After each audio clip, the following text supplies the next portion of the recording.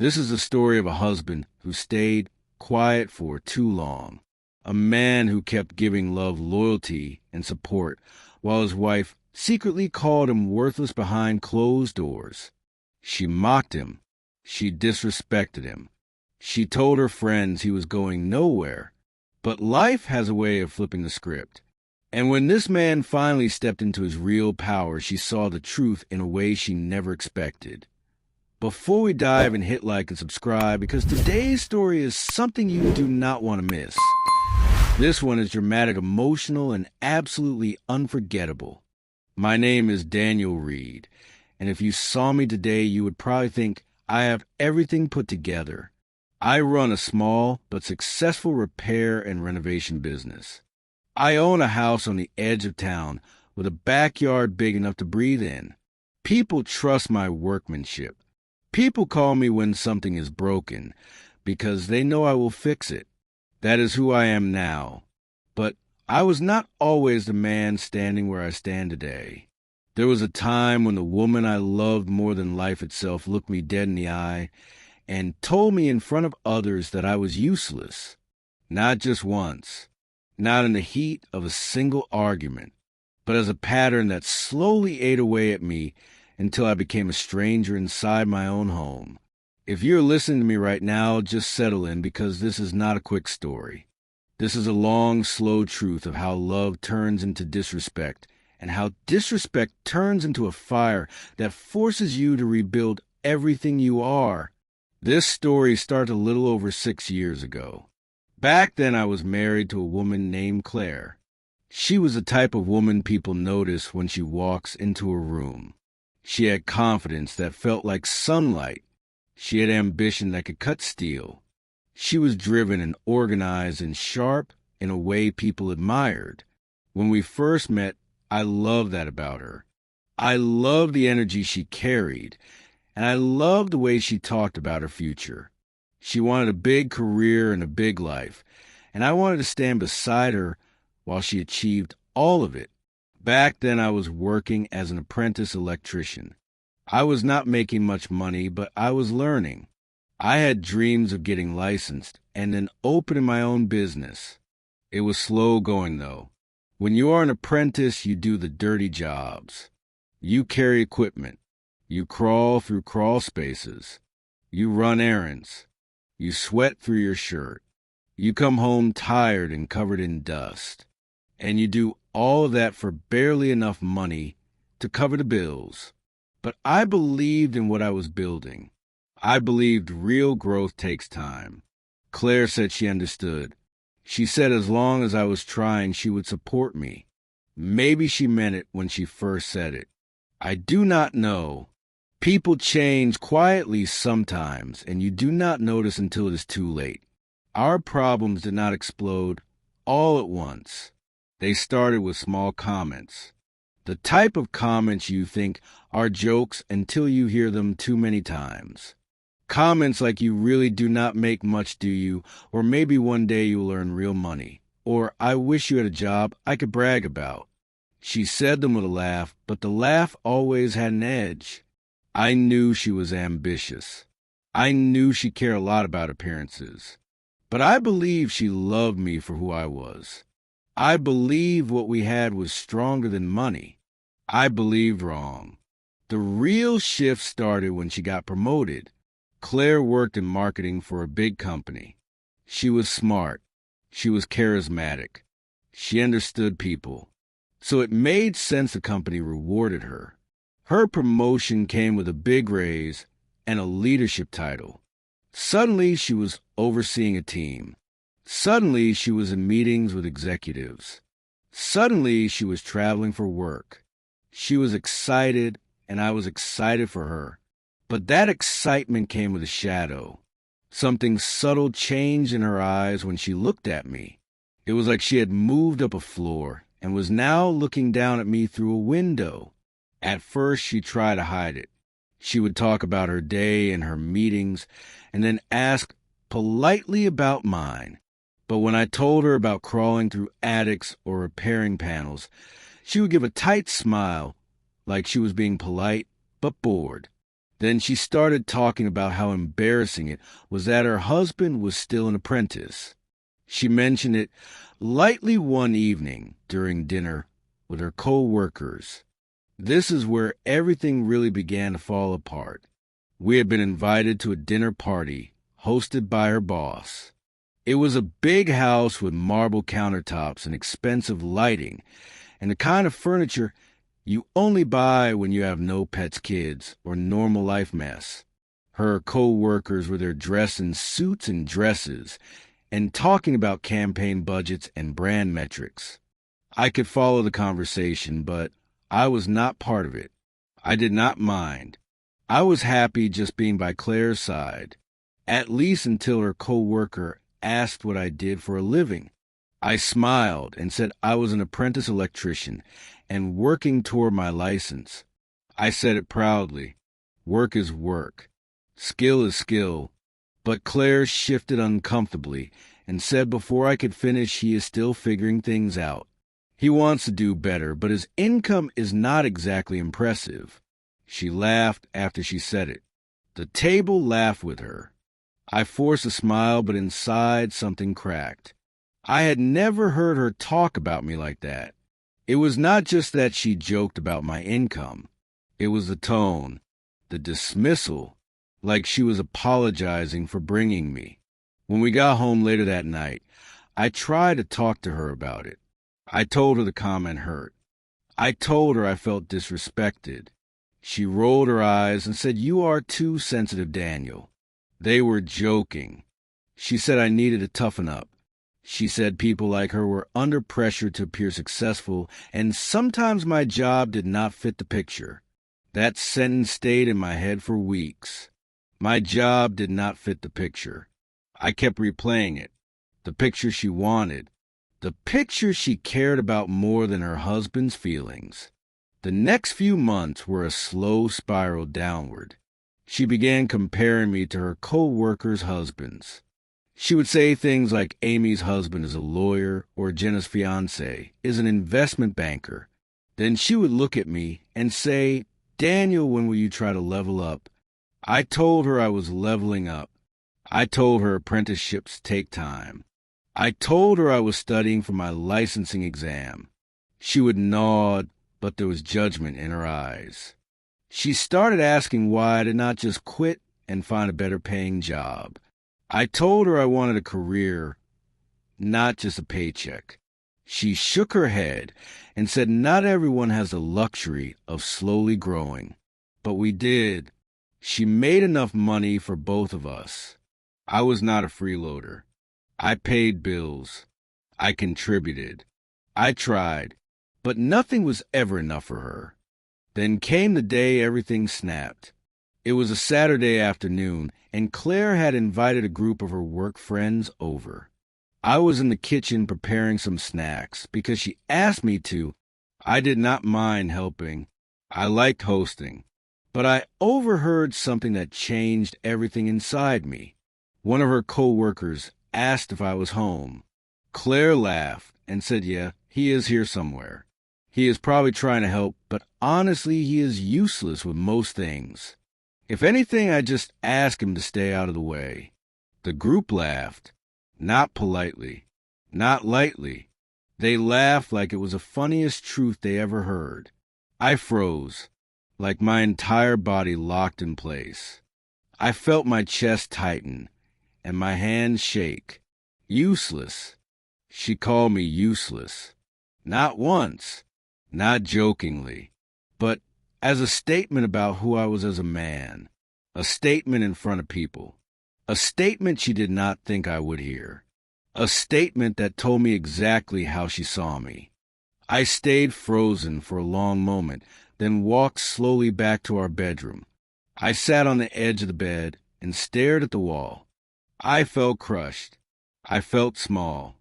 I felt like I had become a background character in my own life. And the worst part is that I had let it happen.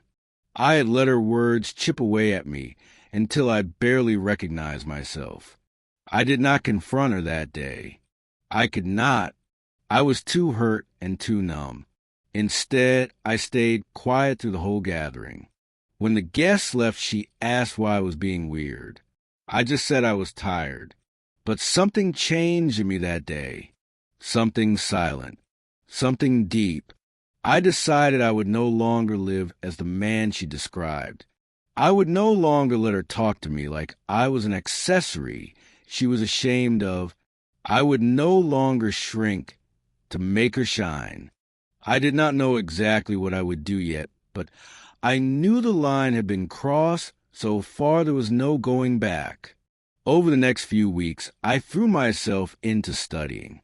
I stayed up late every night reading manuals and practicing calculations. I shadowed every senior electrician I could. I took extra jobs. I saved money quietly.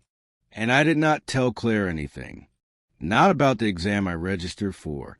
Not about the overtime. Not about how many hours I was putting into becoming a licensed electrician. And she did not notice. Or at least she did not ask. She was too busy focusing on her own world. During this time, her disrespect got worse. She stopped asking about my day entirely.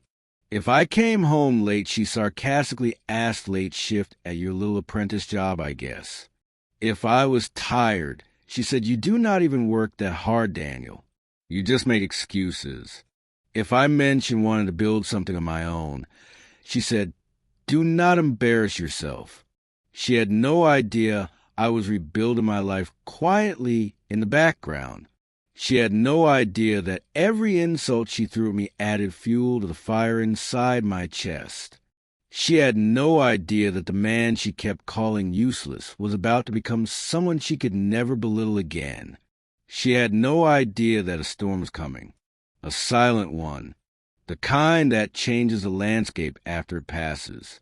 Then came the moment everything turned. After months of studying and saving, I finally took my licensing exam. I passed. Not barely. Not by luck. I passed with one of the highest scores in the program. I held that paper in my hand and felt something in my spine straighten that had been bent for too long. I walked out of that testing building, knowing the path ahead of me had just split into two completely different futures. One where I stayed in a marriage built on disrespect, and one where I built something of my own, something real, something I could stand on with pride. But before I could make any decisions about us, I found out something else, something that pushed everything over the edge. One day while I was organizing my tools in the garage, Claire came home early. She did not know I was there. I heard her on the phone with her friend. She was laughing, but it was not a warm laugh. It was that sharp laugh she used when gossiping. She said something that made the blood in my body run cold. She said, sometimes I think I married down. I work so hard to build a life, and he just drags behind. Honestly, it feels like I have a dependent, not a husband. I keep hoping he will change, but men like him never do. He is just not built for success. I stood completely still. I felt my jaw clench so tight it hurt. I felt anger, but also clarity. I realized she never saw me as a partner.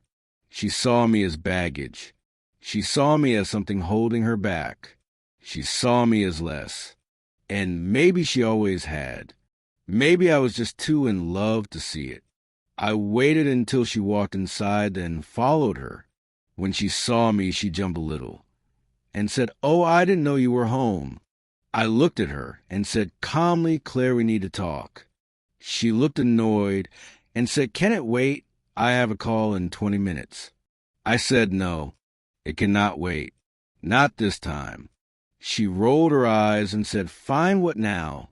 I took a breath and said, "I heard what you said. On the phone. All of it. Every word." Her face froze for a second. Then she recovered and said, "You're eavesdropping now. How pathetic." I said, "No, Claire, what is pathetic is how you talk about your own husband.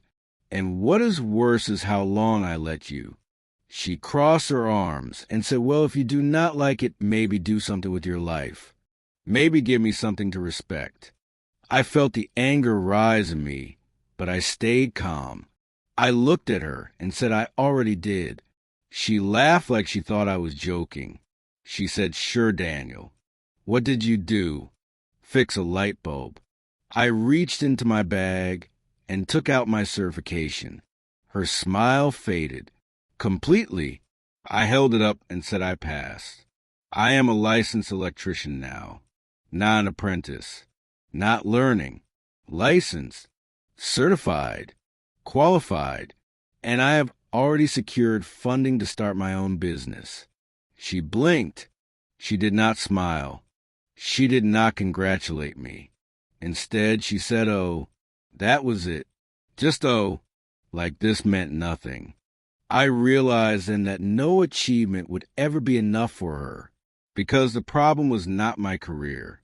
The problem was that she needed someone to look down on to feel tall. That night, I slept in the guest room, and I thought about everything. Every insult, every laugh at my expense, every moment she made me feel small. And I realized something important. She did not break me. She sharpened me. And this was only the beginning. Because what happened next, the part where she discovers just how powerful I became after she called me useless, that part is still ahead. And trust me, that part changes everything. My name is Daniel. And if you heard part one, you already know how the ground of my marriage had cracked beneath my feet. You already know how Claire spent years chipping away at my confidence until all that was left was a man she called useless. And you know how quietly, stubbornly, patiently I rebuilt myself. Passing my licensing exam was just the beginning.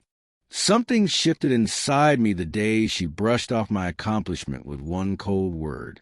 Oh, not congratulations, not support, not even interest. Just oh, if you ever want to know what your relationship truly means to someone, look at how they respond to your victories. Some people celebrate with you. Some lift you up. Some stand beside you with pride. And some get threatened by your growth because it means they can no longer stand on your shoulders. For Claire, my success was not something to celebrate. It was something that disrupted the image she had built in her mind. The image where she was the accomplished one, and I was a dependent tag along. The image where she was superior, and I was the project she tolerated. My growth was not part of her plan. But here's the thing about people who underestimate you. When you finally rise, they never see it coming. After I confronted her, that day, Claire did not apologize. She did not break down. She did not even pretend to care. Instead, she handled it like a business inconvenience. She said, "Fine, Daniel, congrats on passing your test. Now, can we focus on what matters tonight? Because I have a meeting to prep for." She walked away from me and clicked her heels down the hallway, like we had just discussed the weather. That cold dismissal burned into me. It became the weight that pushed every decision I made afterward. That night, I lay in the guest room staring at the ceiling. I thought about our entire relationship. I thought about who I had been before her and who I had become with her. I remembered the early days when she used to cheer me on, when she used to tell me she loved my ambition, when she used to say she admired that I was building a skill with my hands. Back then, she liked me because I was grounded, because I was steady, because I was someone she could rely on emotionally. But somewhere along the way, she started valuing status over substance and checking boxes over building a life. Maybe she always valued those things. Maybe I was blind, but the truth was clear now. I was no longer her partner. I was a placeholder, a background character in the story she wanted to tell about herself. The next morning, I made myself breakfast and started assembling paperwork for my business license. I had saved quietly for months. Every dollar I earned from overtime and side repair jobs had gone into a separate account Claire did not know about.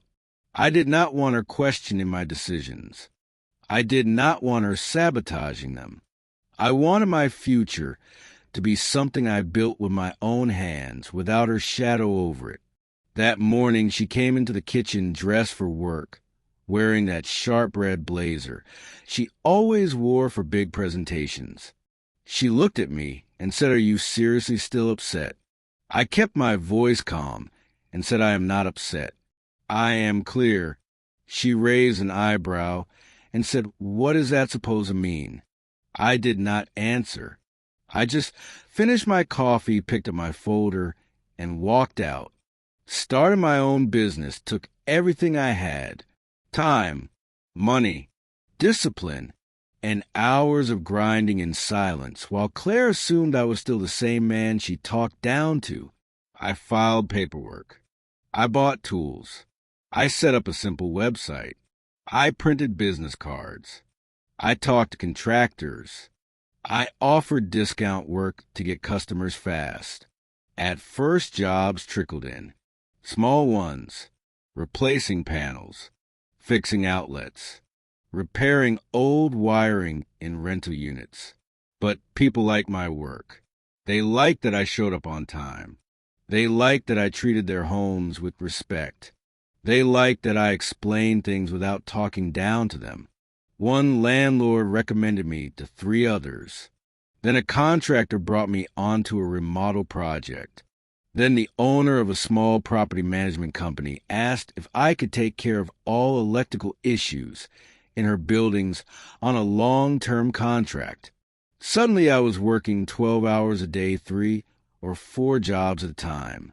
Money started coming in faster than I had ever experienced. And every dollar I earned carried the weight of every insult Claire had thrown at me. Every time she called me useless, I remembered it while tightening bolts or running wire through walls. Every time she compared me to more successful husbands, I remembered it while finishing a job ahead of schedule. Her voice became background noise, fuel, something that pushed me instead of breaking me. And she still had no idea. She noticed I was leaving earlier and coming home later. She noticed I was tired at night, but she did not ask why.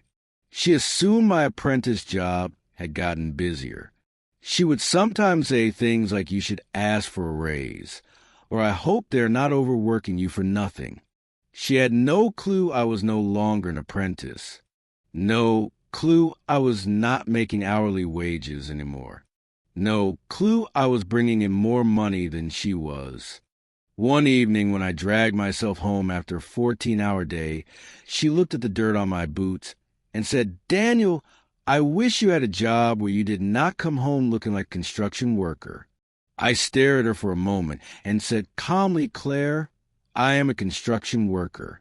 She sighed dramatically and said, "I know, but I just pictured something more polished for our future." I did not say anything. I did not argue. What was the point?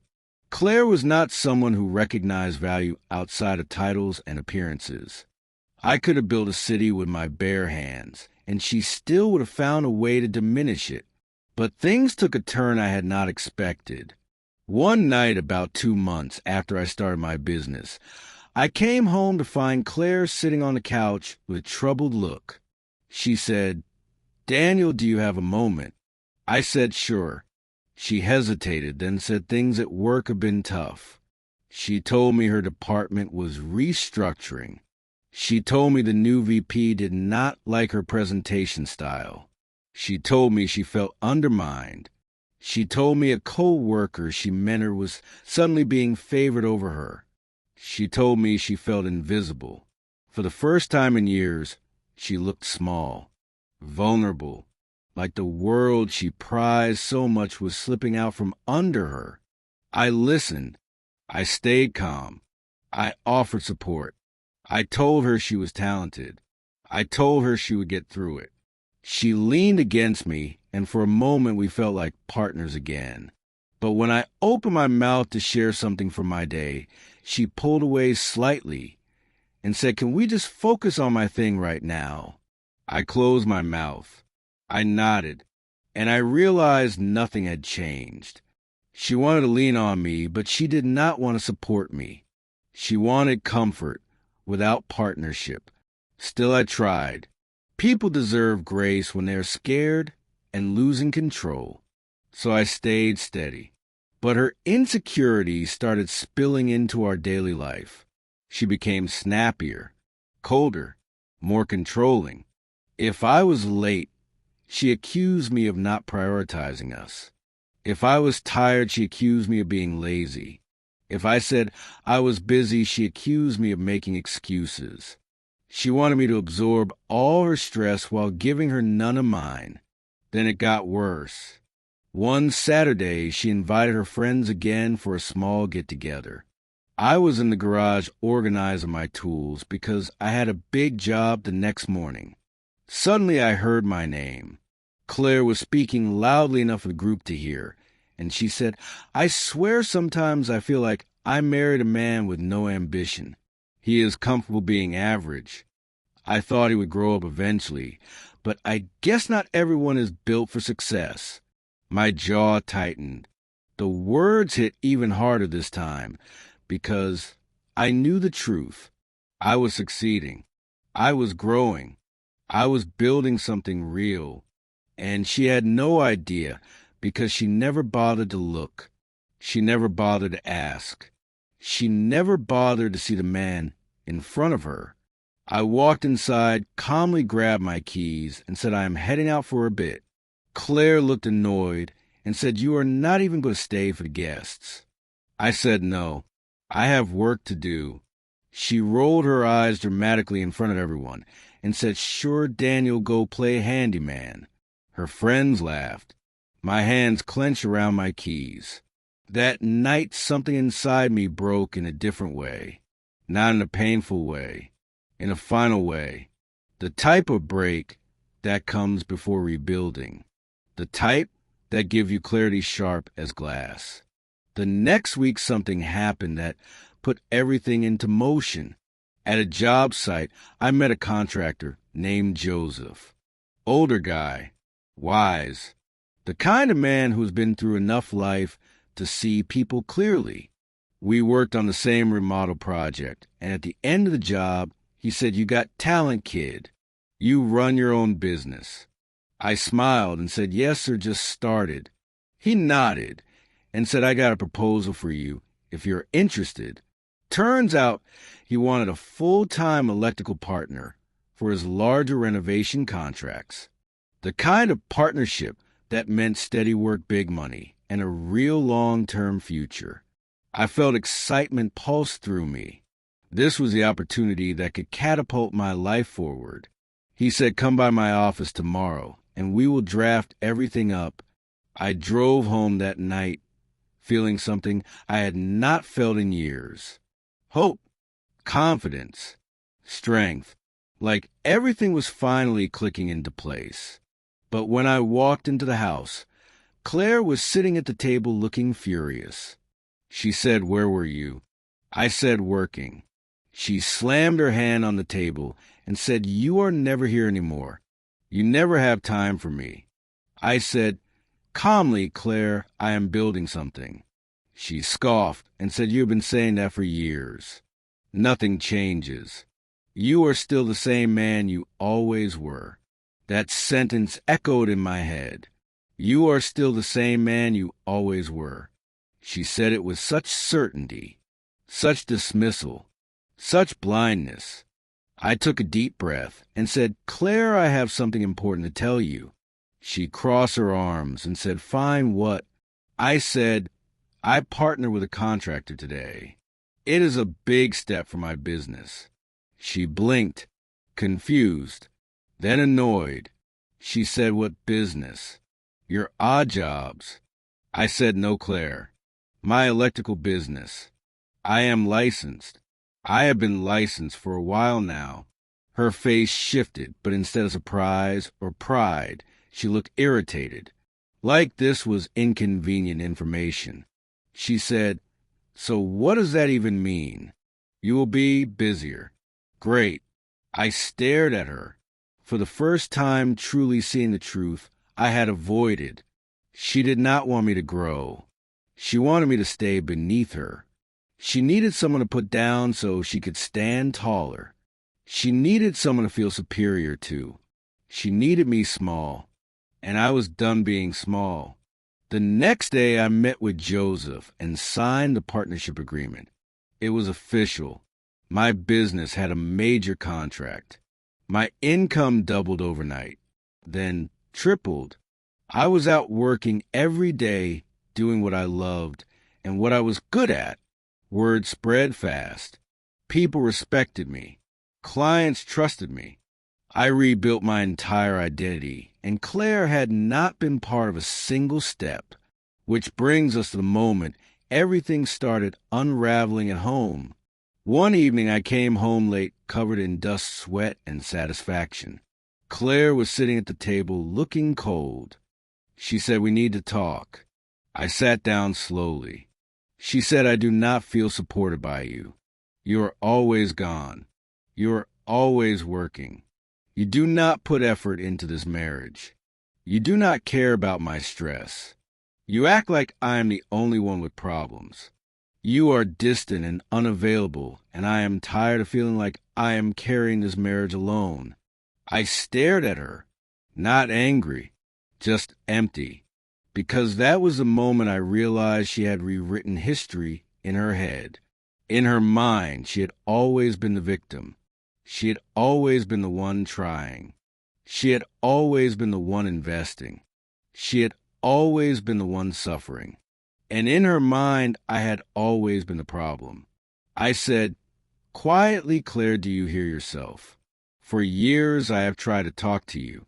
For years I have tried to share my life with you. For years you have dismissed everything I said. For years you have put me down." She rolled her eyes and said, "There you go, being dramatic again." I opened my mouth to respond, but she held up a hand and said, "Daniel, I think we need space. I think you should sleep in the guest room for a while." She thought she was punishing me. She had no idea I had already begun planning a life without her. And she had no idea that her world was about to collapse when she finally discovered who I had become. The man she called useless. The man she used as a punchline. The man she underestimated one last time. And the moment that truth hit her is something you need to hear, because that moment is what changes the entire story. I woke up earlier than usual that morning. For the first time in months, I did not feel that heavy feeling in my chest. I did not feel like a man dragging around failures tied to his back. I felt steady. I felt prepared. Today was the day everything turned around. Today was the day I stopped being the man my wife called useless. Today was the day I showed everyone exactly who I was. I got ready quietly. I made myself breakfast. And when my phone buzzed, it was my boss sending the location for the meeting with the stakes investors. I knew this meeting was a final checkpoint before they approved the expansion project. And I knew my research had already impressed them. But today I had to deliver the last part.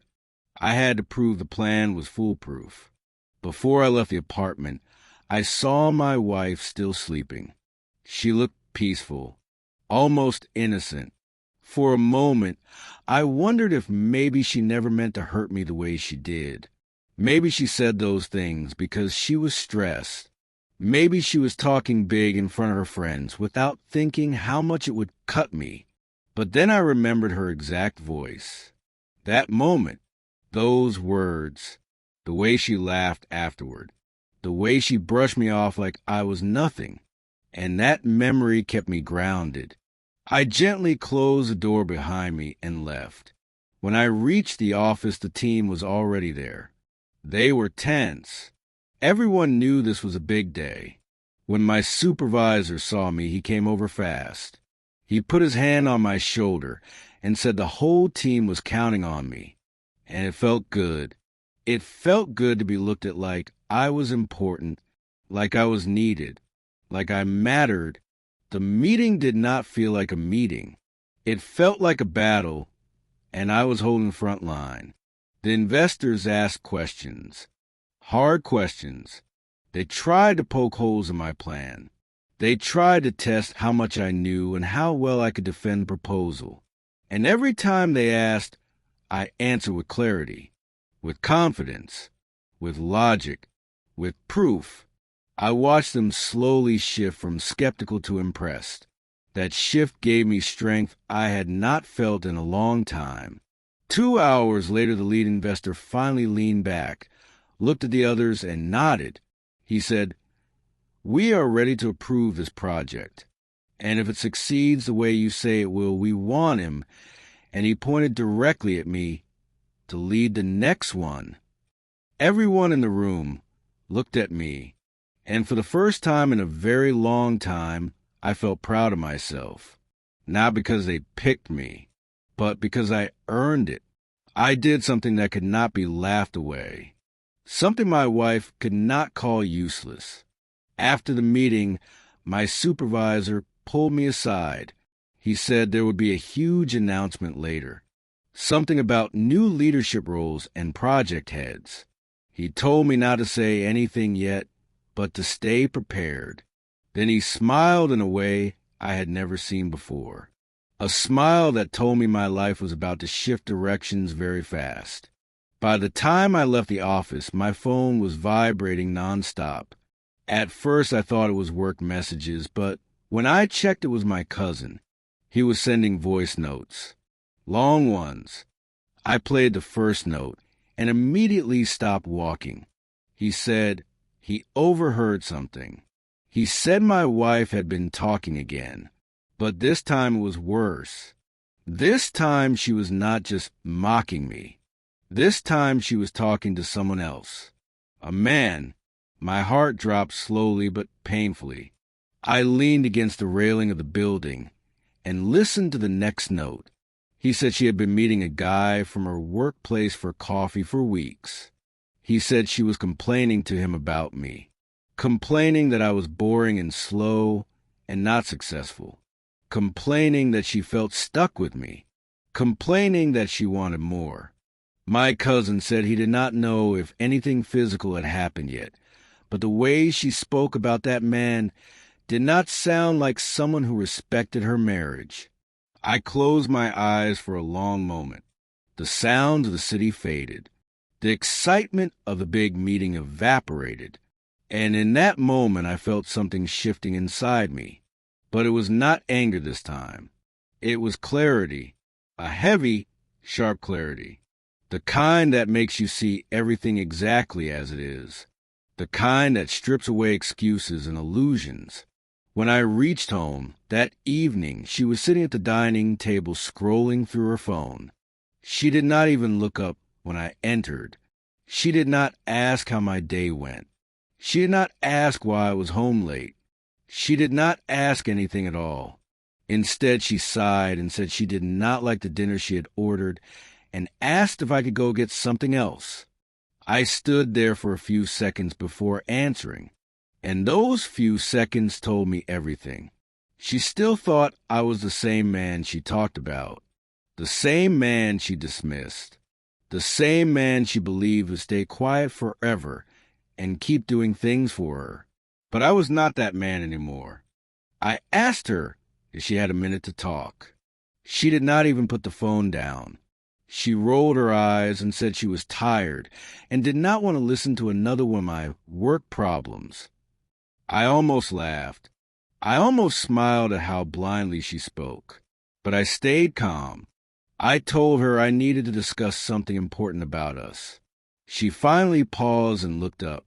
The way she looked at me was the same way someone looks at a dog who brought the wrong stick.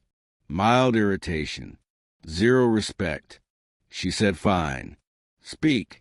So I asked her directly about the guy she had been meeting, the guy she had been talking to, the guy she had been telling personal things to.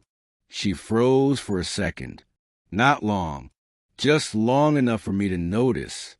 Then she laughed. A fake little laugh. The kind people use when they know they are caught, but are trying to act like they are not. She said he was just a co-worker.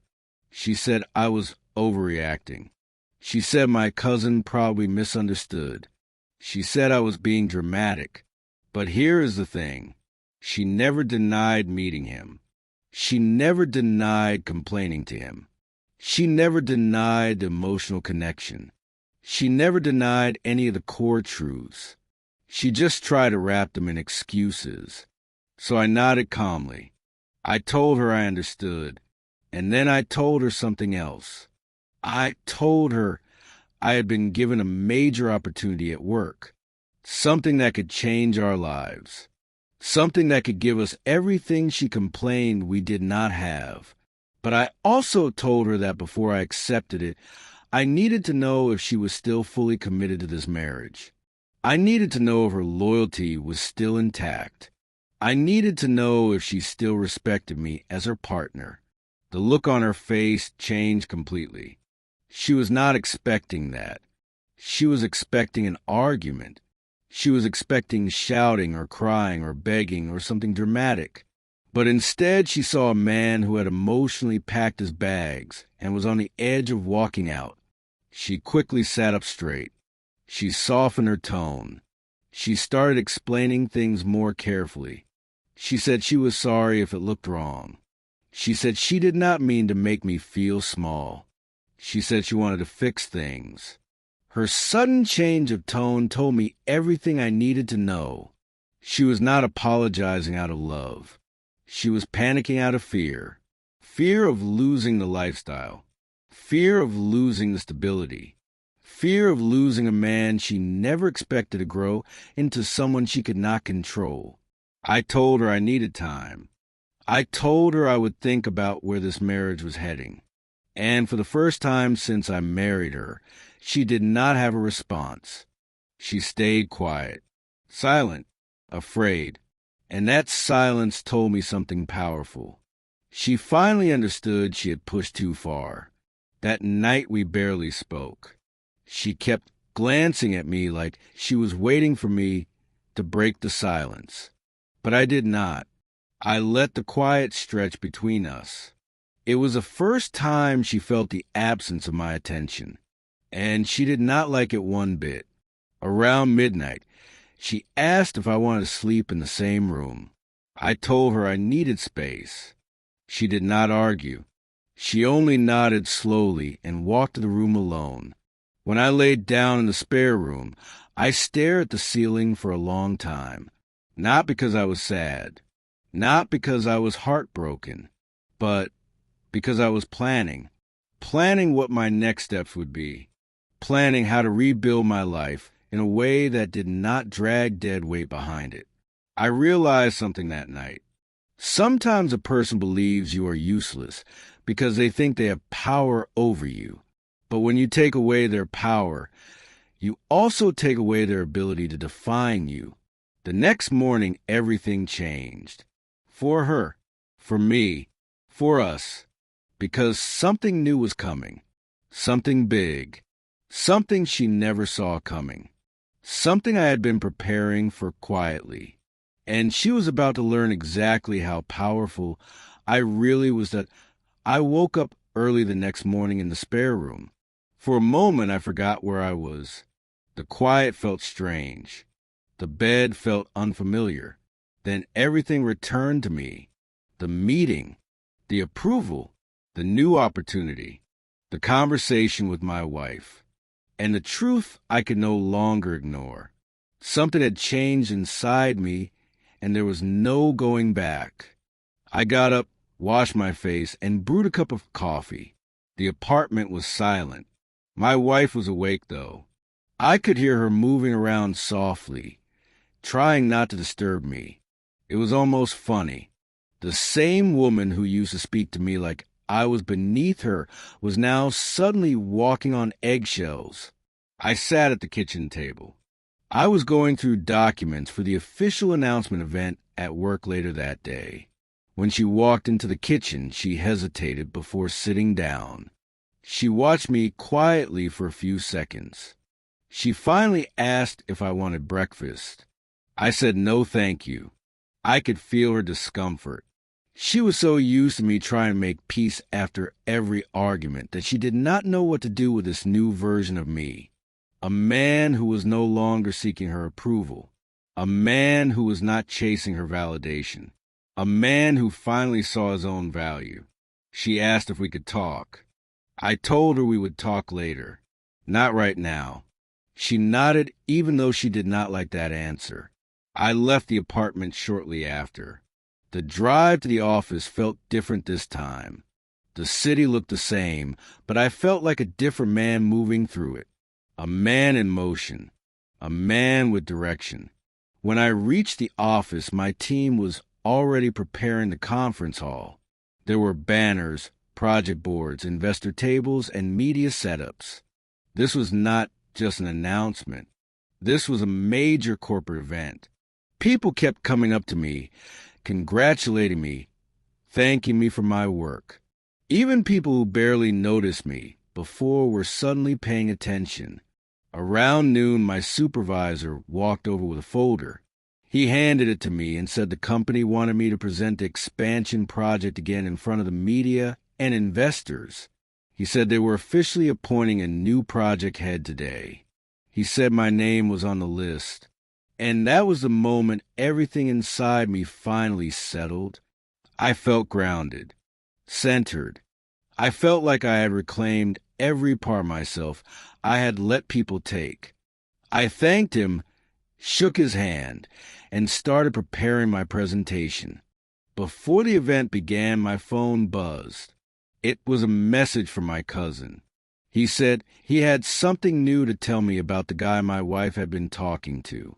He said he saw them together again that morning before I left the house. Not touching, not doing anything physical, but talking, close, too close. He said my wife looked nervous. He said the guy looked concerned. He said it did not look like two co-workers discussing business. It looked like two people who shared secrets.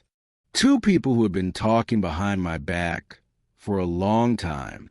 I stared at the message for a moment. I did not feel the same anger I once would have. I just felt clarity. I knew what I needed to do. And I knew I needed to wait until after the announcement to do it. The event began. People filled the hall. Cameras flashed. Investors stood in the front rows. My name was called to present, and I walked onto the stage with steady steps. The room went quiet. I took a slow breath and began. I spoke with confidence, calm, precision. I explained the entire project with data, design, projections, and outcomes. And the more I spoke, the more I noticed something happening. People were leaning forward, taking notes, nodding. They were listening, not out of politeness, not out of obligation, but because they respected what I had to say. Halfway through the presentation, I saw my supervisor smiling proudly. When I finished, the room erupted in applause. Investors clapped. The media snapped pictures. And my supervisor walked up to the podium. He announced that the board had officially approved the expansion project. He announced that they had selected a project head to oversee everything from start to finish. And then he said my name. For a few seconds, the room blurred. I heard people cheering. I heard applause growing louder. I heard my supervisor saying congratulations. But I stood there frozen, not out of shock, but out of something deeper, something I had not felt in a long time. I felt seen, not by my wife, not by her friends, not by people who judged me, but by people who recognized my worth without me begging for it. When the event ended, people surrounded me, shaking my hand, taking photos, asking about the next phase. It took me nearly 30 minutes to get out of the hall. When I finally reached the lobby, my wife was sitting on one of the chairs near the entrance. She had tears in her eyes, not because she was proud, but because she was scared.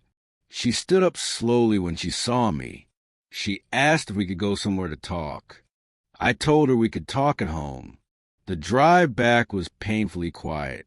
When we reached the apartment, She walked straight to the living room.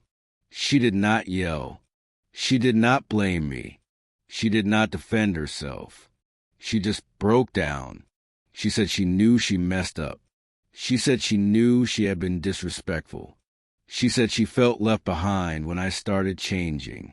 She said she did not know how to handle me becoming someone she could not control. She said the guy from her workplace was just someone she confided in because she felt lonely. She said nothing physical happened. She said she was not cheating. She said she was just confused and insecure. She said a lot of things. But the entire time I listened, I did not feel anger or sympathy. What I felt was distance. A long distance. Like she was standing on one side of a river, and I had already crossed the other. When she finished crying, she asked if I still wanted to fix the marriage. She said she would do anything. She promised to change. She promised to respect me. She promised to support me. It took me a long time to respond. Finally, I told her the truth. I told her I did not want revenge. I did not want to punish her. I did not want to humiliate her. But I also did not want to stay in a marriage where I was valued only when I became successful. A marriage where my worth depended on a paycheck. A marriage where I was mocked during my weakest moments. I told her love without respect is not love. I told her forgiveness without trust is not forgiveness. And I told her that some things once broken cannot be repaired. She asked if I was leaving her. I told her yes. The silence that followed was heavy. Real. Final. She cried again. She begged me to reconsider. But I was done allowing guilt to direct my life.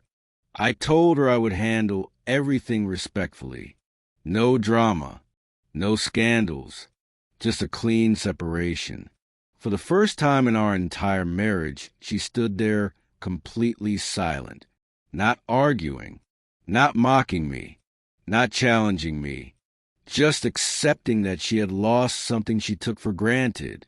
A good man, a loyal man, a man who finally realized his worth. I packed my things that night, only the essentials. Clothes, laptop, documents. I left behind everything else. Not because I did not care, but because none of it mattered anymore. When I walked out of that apartment, I took one last look at her. She looked like someone who finally understood the weight of her mistakes. But I did not feel satisfaction. I did not feel victory. I felt free. In the following weeks, my life changed fast. Meetings, projects, travel. My name started gaining recognition within the company. My work started reaching new departments. I was invited to conferences. People wanted my input, my leadership. I moved into a quiet apartment close to the office. I set up a simple routine. Work, gym, cooking, long evening walks. My mind felt clearer than it had in years. One night while I was walking home from work, I realized something strange, something powerful. My wife was not wrong when she said I was useless. Back then I was. But not because I was lazy or unskilled. I was useless because I was living for someone else. Because I let someone else dictate my value. Because I believed the lies she told about me. But the moment I started believing in myself, everything changed. The truth is simple. I was never useless. I was just quiet. I was just patient. And I was just waiting for the moment I finally stepped into the man I was meant to be. Now I was that man. And no one could take that away from me. Not anymore. Not ever again. The story did not end with revenge. The story ended with freedom. And sometimes that is the most powerful ending of all. If you enjoyed this story, make sure you hit like, subscribe, and turn on notifications so you never miss a new episode. Thank you for watching, and I will see you in the next story.